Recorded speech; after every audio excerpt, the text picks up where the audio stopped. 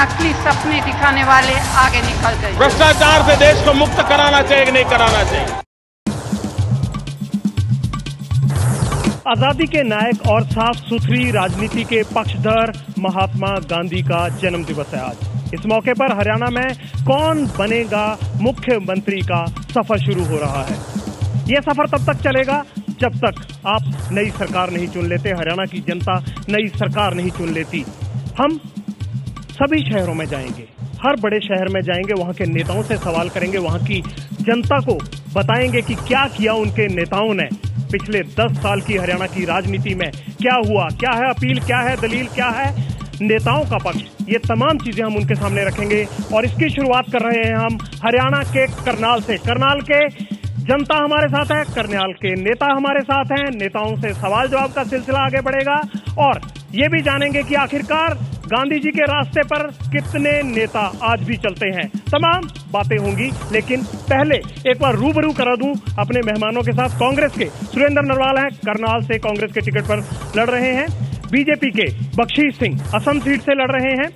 तेजपाल गर्ग साहब हरियाणा जनहित कांग्रेस कुलदीप बिश्नोई की पार्टी से हैं और ओम प्रकाश चौटाला की इंडियन नेशनल लोकदल से हैं मनोज वधवा साहब। इन तमाम लोगों से हम बातचीत करेंगे, क्या है करनाल की जनता के सवाल और क्या है इन नेताओं के जवाब। लेकिन पहले नजर डाल लेते हैं कि आखिरकार क्या खास है इस बार हरियाणा की राजनीति में।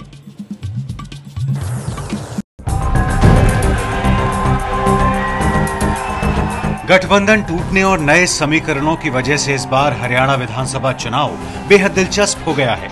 इस बार सभी बड़ी पार्टियां अपने दम पर चुनावी मैदान में हैं। हरियाणा जनहित कांग्रेस बार बार धोखा देने का आरोप लगाते हुए बीजेपी से गठबंधन तोड़ चुकी है। वहीं कांग्रेस के लिए हैट्रिक लगाना आसान नहीं है, क्योंकि पार्टी को एक तरफ तो सत्ता विरोधी लहर का सामना करना है, तो दूसरी तरफ चौधरी बीरेंद्र सिंह, राव इंद्रजीत सिंह, विनोद शर्मा और अवतार सिंह भड़ाना जैसे कई बड़े नेताओं के पार्टी छोड़ने से हुए नुकसान की भरपाई करनी है। इसके अलावा हरियाणा के पूर्व मंत्री और सिरसा से निर्दलीय विधायक गोपाल कांडा ने हुड्डा सरकार से समर्थन वापस लेते हुए मई में ही हरियाणा लोकहित पार्टी बना ली थी और अब विधानसभा की सभी 90 सीटों पर अपने प्रत्याशी भी घोषित कर दिए हैं।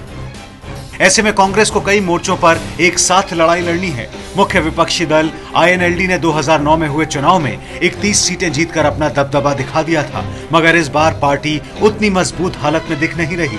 वहीं विनोद शर्मा की हरियाणा जनहित पार्टी और हरियाणा जनहित कांग्रेस के बीच का गठबंधन कई विधानसभा सीटों पर कड़ी चुनौती दे रहा है। आपको बता दें कि साल 2009 के विधानसभा चुनाव में 90 सीटों में से कांग्रेस को 40 सीटों पर जीत मिली थी। विपक्षी दल INLD को 31 सीटें, हरियाणा जनहित कांग्रेस 6 और बीजेपी को 4 सीटें मिली थी। वहीं शिरोमणि अकाली दल और बहुजन समाज पार्टी को एक सीट पर जीत मिली थी। इसके अलावा 7 सीटों पर निर्दलीय उम्मीदवार जीते थे। हरियाणा में कौन बनेगा मुख्यमंत्री की शुरुआत हो रही है करनाल से। दिल्ली से करीब 125 किलोमीटर दूर करनाल में अब भी पीने का पानी, सीवरेज, खस्ताहाल सड़कें, बिजली की किल्लत और बेरोजगारी जैसी बुनियादी समस्याएं हैं। कांग्रेस की सीट पर करीब 2 लाख वोटर हैं और कांग्रेस के सामने बड़ी चुनौती इस सीट को बचाना है। हुड्डा हैट्रिक लगाएंगे या फिर इस बार इंडियन नेशनल लोकदल और बीजेपी मिलकर उनका शिकार कर लेगी, ये तमाम सवाल उठ रहे हैं। वक्त करीब आ चुका है, नेता हमारे साथ जुड़े हुए हैं। सबसे पहले ये जानते हैं कांग्रेस के सुरेंद्र नरवाल से। नरवाल साहब, इस बार कौन मुख्यमंत्री बनना चाहिए और क्यों बनना चाहिए? 20 सेकंड में आपको जवाब देना है और आपके 20 सेकंड शुरू होते हैं अब।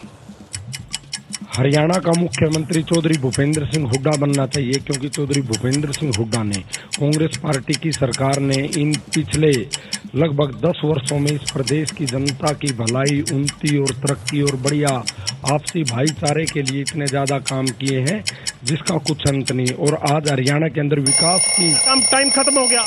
आपका टाइम अब शुरू होता है। बख्शीश सिंह जी, बताइए कौन मुख्यमंत्री बनना चाहिए और किस लिए? मुख्यमंत्री नरेंद्र मोदी जी प्रधानमंत्री बने हैं, उनके कहने पे हरियाणा का मुख्यमंत्री बनेगा।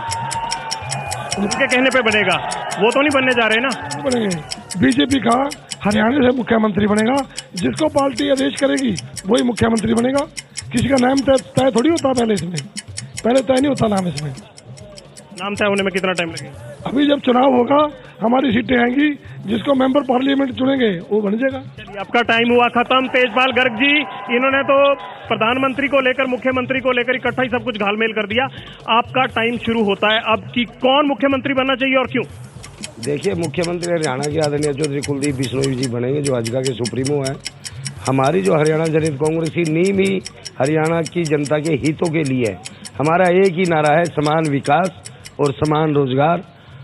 36 बिरादरियों का साथ लेके हम चल रहे हैं और हरियाणा की जनता का पूरा आशीर्वाद चौधरी कुलदीप बिश्नोई के साथ है। और ये जो धोखेबाज हैं, इनको हरियाणा की जनता पीठ पे लाद के पाकिस्तान छोड़ाएगी। का टाइम खत्म हुआ। आपके हिसाब से कौन मुख्यमंत्री बनना चाहिए और क्यों बनना चाहिए? मुख्यमंत्री हमारे ओर से चौधरी ओम प्रकाश चौटाला जी बनेंगे।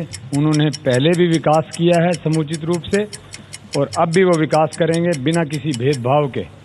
रोजगार भी देंगे युवाओं को और शहर की उन्नति और तरक्की के लिए, हरियाणा प्रदेश की उन्नति तरक्की के लिए एक ही विकल्प है, चौधरी ओम प्रकाश चौटाला जी। एक ही विकल्प है, चौधरी ओम प्रकाश चौटाला। और विकास के नाम पर, रोजगार के नाम पर, बिजली पानी के नाम पर आज भी करनाल में वोट मांगे जा रहे हैं। लेकिन सबसे बड़ी बात यह है कि अगर भूपेंद्र सिंह हुड्डा की सरकार ने विकास करवाया है, चहुमुखी विकास हुआ है, तो नरवाल साहब से यह सवाल है मेरा कि आखिरकार सुमिता सिंह को अपना हलका छोड़ के आपको यहां भेजने की नौबत क्यों आई? देखिए, ये पार्टी का निर्णय होता है कि वो किस नेता को कहां से चुनाव लड़वाए। मैंने पिछले 10 वर्षों से कांग्रेस पार्टी के महत्वपूर्ण ओहदे जिला अध्यक्ष के रूप में कार्य किया है। हम लोग जिला परिषद से भी जुड़े रहे।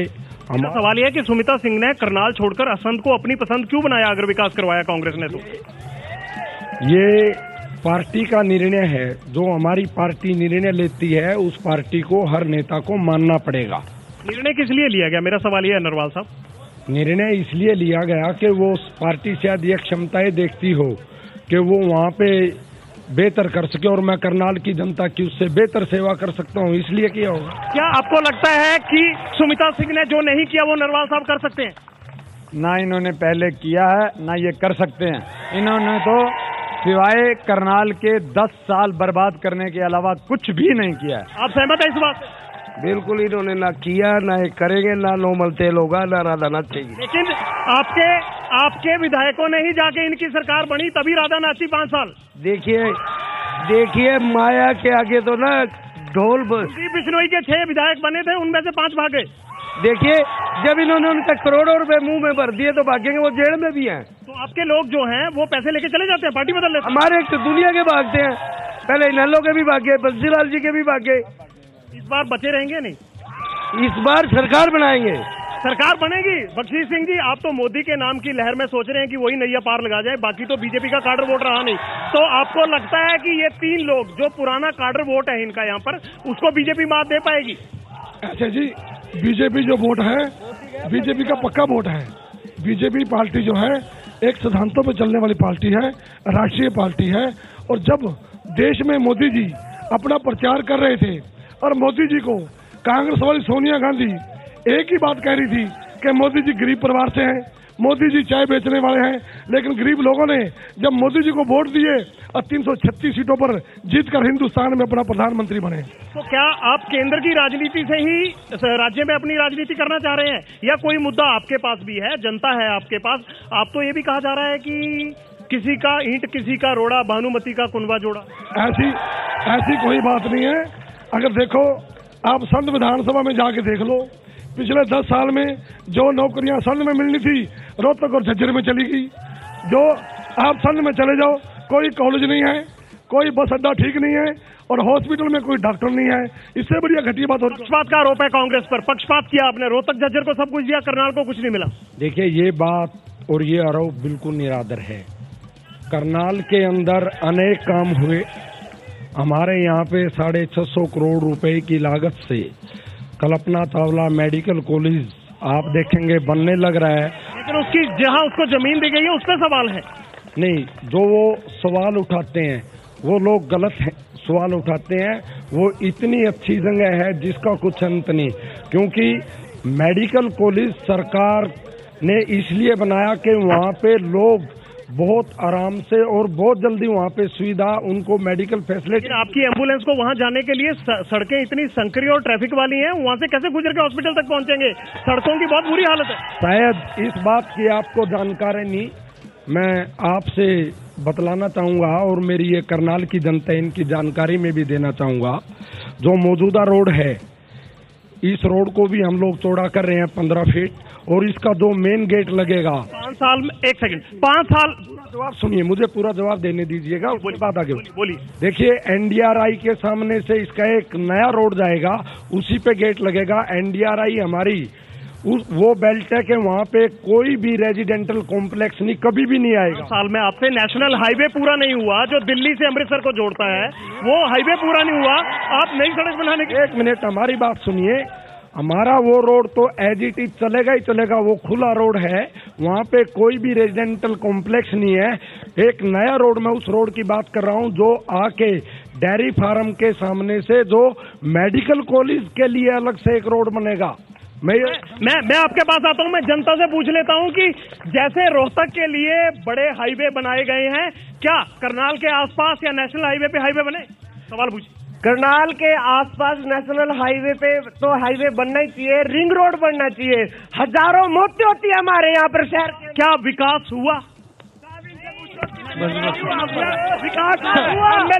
एमएलए सर 1 मिनट जी, मैं एक नरवाल जी से क्वेश्चन करना चाहता हूँ कि यहाँ पे प्रॉपर्टी क्वीन के नाम से फेमस विधायक स्मिता सिंह जी, निजी आरोप नहीं, आप विकास की बात कीजिए, करनाल की बात कीजिए, निजी आरोप नहीं। ठीक है, वो यहाँ से 10 साल माल पी के संग चले गए, कहीं ऐसा तो नहीं अपने रिश्तेदार विधायक को बचाने के लिए उन्होंने आपको बलि का बकरा बनाया?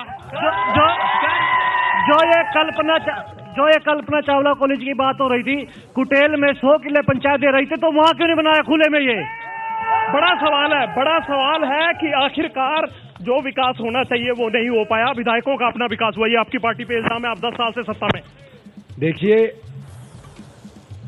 करनाल जिला के अंदर जो पिछली सरकारों के समय में बजट था, उससे लगभग 9 गुना बजट इस सरकार ने, चौधरी भूपेंद्र सिंह हुड्डा की सरकार ने खर्च किया। लेकिन आरोप ये भी है कि भ्रष्टाचार में ज्यादा पैसा गया, विकास में कम गया। विधायकों ने अपने इलाकों में अपनी जमीनें बेची, ना कि जो आम आदमी की जमीन दी जा सकती थी वो दी गई। नहीं, ये आरोप बिल्कुल निराधार है, ऐसा कोई काम नहीं हुआ। ये केवल विपक्षी लोगों की बौखलाहट का परिणाम है। बहुत काम किया है करनाल का। काम हुआ है कह रहे हैं, ये बौखलाहट है आप लोगों की? ये तो सारी करनाल की जनता से आप जाके पूछिए कि हमारी बौखलाहट है या इनकी बौखलाहट है। इन्होंने पूरे करनाल के मेरे युवा साथी खड़े हैं, उनका 10 साल बर्बाद कर दिया, वो बुजुर्ग हो गए हैं, उनको रोजगार मिलना चाहिए था, उनकी उम्र निकल गई है। इन्होंने सिर्फ एक विशेष जिले को इन्होंने रोजगार दिया है, एक विशेष जिले का इन्होंने विकास किया है। और आपकी पार्टी के सुप्रीमो तो रोजगार देने के लिए ही जेल में बैठे हैं। वो इनका षड्यंत्र है। सीबीआई ने जो षड्यंत्र रचा उसकी अदालत ने जांच की, इन्होंने आरोप लगाया भ्रष्टाचार का। एक भी व्यक्ति ने ऐसा नहीं, उसमें कोई भी मामला ऐसा नहीं पाया गया कि भ्रष्टाचार हुआ है। इन्होंने साजिश रच के चौधरी ओम प्रकाश चौटाला को अंदर करके रखा हुआ है, लेकिन माननीय उच्च न्यायालय का निर्णय पेंडिंग है और चौधरी ओम प्रकाश चौटाला बिल्कुल बरी होके बाहर आएंगे। चौटाला साहब ने 25 तारीख को जींद में प्रचार किया, उसके बाद प्रचार नहीं किया। क्या वो प्रचार गलत था या अब चौटाला साहब करना नहीं चाहते? प्रचार वो भी ठीक था और प्रचार कल से शुरू हो रहा है। और चौटाला साहब आएंगे? बिल्कुल, कल 7 तारीख को यहाँ पे रैली है चौटाला साहब के अंदर। बिल्कुल है, चौटाला साहब उस रैली को खुद संबोधित करने आ रहे हैं। चौटाला साहब की रैली से पहले नरेंद्र मोदी की रैली होने जा रही है करनाल में। 4 तारीख को सुबह 10 बजे हमारे नरेंद्र मोदी जी यहाँ पहुँच रहे हैं और अपनी जनता को संबोधित करेंगे। उससे सारे जिले में बहुत बढ़िया असर मिलेगा उसका। ये मोदी कर रहे हैं, क्या बात भाई? प्रधानमंत्री से मुख्यमंत्री डिमोशन करवानी है क्या मोदी जी की? बड़ा सवाल। आखिरकार जहां नरेंद्र मोदी हैं, जहां ओम प्रकाश चौटाला लड़ रहे हैं, वहां कुलदीप बिश्नोई का ट्रैक्टर कैसे चलेगा? गर्ग साहब देखिए, कुलदीप बिश्नोई जी का ट्रैक्टर पूरी स्पीड से चल रहा है, मोदी जी की तो हवा निकल गई। अब उत्तराखंड में देखिए हवा निकल गई? नहीं निकली। क्वेश्चन पूरा होने दीजिए।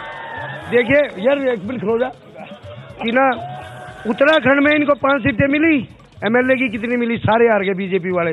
देखिए MP का मुद्दा और होता है, MLA का और होता है, सरपंच का और होता है। हरियाणा की जनता साफ छवि का नेता चाहती है। ये गुंडे बदमाश जेलों वाले और घोटालों वाले नहीं चाहिए। कुलदीप बिश्नोई जैसा साफ छवि का नेता जो संघर्षशील नेता है वो हरियाणा की जनता चाहती है। और वो कपले करते हैं, घोटाले हैं, गुंडाराज की बात करते हैं। गुंडाराज, ये सारी जनता से पूछिए कि भ्रष्टाचार का जनक कौन था। अगर ये एक मिनट, अगर ये कहते हैं भाई, एक मिनट साइड खड़ा हो, ये क्या भ्रष्टाचार के जनक पूरे हिंदुस्तान को, क्या पूरी दुनिया को मालूम है कि भ्रष्टाचार का जनक चौधरी भजनलाल था। और ये बात करते हैं घोटालों की। अगर इतनी हिम्मत है तो चौधरी बिश्नोई, कुलदीप बिश्नोई को कहें वो जो इसके पिताजी ने संपत्ति भ्रष्टाचार के द्वारा कमाई थी वो दान में दे दे और नए तरीके से काम करे। करोड़पति नेता बढ़ गए। सवाल पूछ रहे थे, क्या सवाल ये है कि क्या नरेंद्र मोदी का जादू चलेगा? नरेंद्र मोदी का जादू इस बार बिल्कुल नहीं चलेगा। मैं उसका कारण बता देता हूँ 4 लाइनों में। करनाल के लिए हवाई अड्डा हवा हो गया, बस अड्डा कभी मिला नहीं। मेडिकल कॉलेज सामान को तरसे, अधूरा हाईवे कभी हिला नहीं। बहुत बढ़िया। बस अड्डा बना नहीं पाए, हवाई अड्डा की बात करते हैं। मोदी का जादू चलेगा? बिल्कुल चलेगा, पूरे हिंदुस्तान में चले, हरियाणा में दब के चलेगा और महाराष्ट्र में। नरेंद्र भाई मोदी का हरियाणा प्रदेश में पूर्ण रूप से जादू चलेगा और हरियाणा प्रदेश के अंदर भारतीय जनता पार्टी पूर्ण बहुमत से सरकार बनाएगी। और इसके अंदर जो है, जो भ्रष्टाचार की बात करते हैं, भ्रष्टाचार को लेकर नरेंद्र भाई मोदी का एक ही एजेंडा है, नो टॉलरेंस। और हरियाणा प्रदेश में भारतीय जनता पार्टी की सरकार बननी तय। नरेंद्र मोदी का जादू हरियाणा में चल चुका है और सभी पार्टियां मंत्रमुग्ध। ये कह रहे हैं कि मोदी का जादू चलेगा। आपको लगता है मोदी का जादू चलेगा? मोदी का जादू नहीं चलेगा क्योंकि यहाँ कैंडिडेट को देखा जाता है। और मेरा एक इनेलो से सवाल है। आप ये कहते हो कि इनेलो पार्टी किसानों की पार्टी है, तो आप मेरे को ये बताइए 1999 से लेके 2005 तक किसानों के लिए क्या रेट बढ़ा? किसानों के लिए क्या किया? किसानों के लिए कुछ नहीं करते। चौधरी देवीलाल के नाम पर, किसानों के नाम पर वोट मांगते हैं, लेकिन किसानों के लिए करते कुछ नहीं। ये जग जाहिर है कि ताऊ देवीलाल जी को किसानों का मसीहा माना जाता है। आज ताऊ देवीलाल जी की लोग, हरियाणा के लोग उनकी देवता की तरह पूजा करते हैं। सवाल यह है, उनके लिए किया क्या आपने चौधरी देवीलाल के बाद? नहीं किया, उनके लिए क्या नहीं किया? आप बताइए, किया क्या? आप जाके किसानों से पूछिए। आप बता दीजिए। बहुत कुछ किया है, बता दीजिए आप। उन्होंने किसानों के कर्जे माफ करने का काम सबसे पहले ताऊ देवीलाल जी ने सन 87 के अंदर किया था और उनको सस्ते रेट पे कर्ज दिया गया था। और बाद में जिन्होंने सब पैसे ब्याज पूरा भरा उसको ब्याज मुक्त भी कर दिया गया। ब्याज मुक्त कर दिया गया। ये बासमती बेल्ट है, यहाँ से बासमती एक्सपोर्ट होती है, लेकिन आप लोगों ने बासमती का ये हाल कर दिया। कोई पॉलिसी नहीं लेके आए। अमित शाह ने ये कहा कि आपकी गलत पॉलिसियों के कारण रेट गिरा। शायद मैं इस मीडिया के माध्यम से इस देश के करोड़ों लोगों को ये बतलाना चाहता हूँ, जब हरियाणा के अंदर बीजेपी और इनेलो की सरकार थी, किसान की जीरी बहुत बुरी तरह पिटी और एक नारा लगा। वो नारा लगा, भूपेंद्र सिंह हुड्डा आज कहते हैं मैं धरने पे बैठ जाऊंगा। वो 10 साल क्यों नहीं बैठे? आप टू द पॉइंट बात कीजिए। आप मेरी बात सुनिए। चौधरी भूपेंद्र सिंह हुड्डा ने जो 11-21 जीरी है, 11-21 जीरी को बासमती के अंदर डलवा के यहाँ के किसानों को खुशहाल किया। मैं आपको बतलाना चाहता हूँ कि यहाँ के किसान की जमीन का ठेका यहाँ पे 60-60 हजार रुपए एक साल में और लाखों रुपए की जीरी 1 एकड़ के अंदर निकलती है। चौधरी भूपेंद्र सिंह हुड्डा ऐसा नेता है, जब ओम प्रकाश चौटाला ने कंडेला के अंदर किसानों के ऊपर गोलियां चलवाई तो चौधरी भूपेंद्र सिंह हुड्डा ने उन किसानों की आवाज के ऊपर किसानों की लड़ाई लड़ी और अंग्रेजों के बनाए अनेक काले कानूनों को खत्म किया। सहकारी बैंक के अंदर यदि कोई किसान ऋण लेता था तो उसको जेल के अंदर डाल दिया जाता था।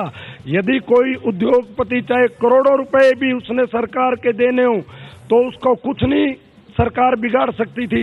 लेकिन चौधरी भूपेंद्र सिंह हुड्डा ने किसानों के लिए इतना ज्यादा काम किया, चाहे उनको फसलों के उचित भाव दिलवाए। आप ये बताइए कि नरेंद्र मोदी से क्या उम्मीद करते हैं आप? क्या हरियाणा की जनता का भला करेंगे? वो 2 दिन बाद उनकी रैली होने वाली है। मैं ये बताना चाहता हूँ कि नरेंद्र मोदी जी को बने को अभी 4 महीने में है, और 4 महीने में हरियाणा के लिए क्या करेंगे जल्दी? 7 रुपए पेट्रोल कम हुआ है, और 7 रुपए पेट्रोल मोदी जी ने किया है।